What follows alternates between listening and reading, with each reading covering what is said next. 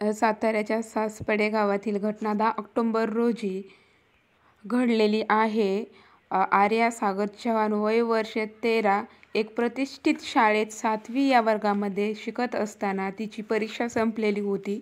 तर तिने 2:30च्या दरम्यान घरी जाण्यासाठी आपल्या वडिलांकडून घराची चावी घेतली व ती घराच्या दिशेने चालत होती. तर घर अगदी शाळेच्या जवळ होते.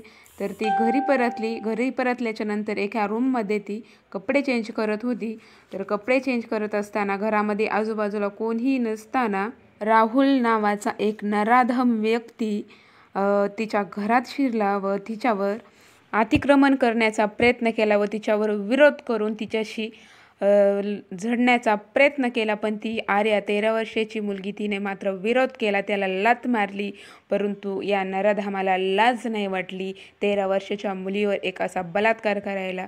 याला मुलीचं काही महत्त्वच माहीत नसेल आणि म्हणूनच तिच्यावर असा आरोप केला. तर ती 13 वर्षाची आर्या, तिला काही तो नराधम ऐकलेला नाही आणि तिला खाली फरशीवर पाडलं व घरामध्ये जातं होतं त्या जात्यांनी तिच्या डोक्यावर घालून तिला मारण्याचा प्रयत्न केला व तिथून तो पळून गेला. त्या मुलीचा 13 वर्षाच्या आर्याचा जीव काय म्हणला असेल. दगडाचं जातं किती जड असतं. या नराधमाला लाज नाही वाटली, याच्यावर कठोर शिक्षा झालीच पाहिजे.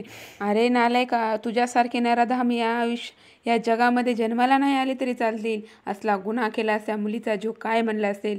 तुला कोणत्याही जीवाची पर्वा नाही वाटली. दगडाचं जातं त्या मुलीच्या डोक्यात घातलंस. तुला लाज नाही वाटली. ह्याला कठोर शिक्षा झालीच पाहिजे, फाशीची शिक्षा. ह्याला पुन्हा ह्या जगामध्ये ह्याला तोंड दाखवायला याला परवाच नाही दिली पाहिजे. ह्याला फाशीची शिक्षा झालीच पाहिजे. तर नक्की तुम्ही पण अख्ख्या जगाने याला सपोर्ट केला पाहिजे आणि ह्याला फाशीची शिक्षा झालीच पाहिजे.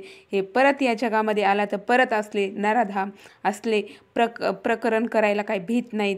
तर तुम्हाला काय तुमचं मत आहे नक्की मला कमेंटमध्ये सांगा आणि याचे फोटो जास्तीत जास्त व्हायरल करा.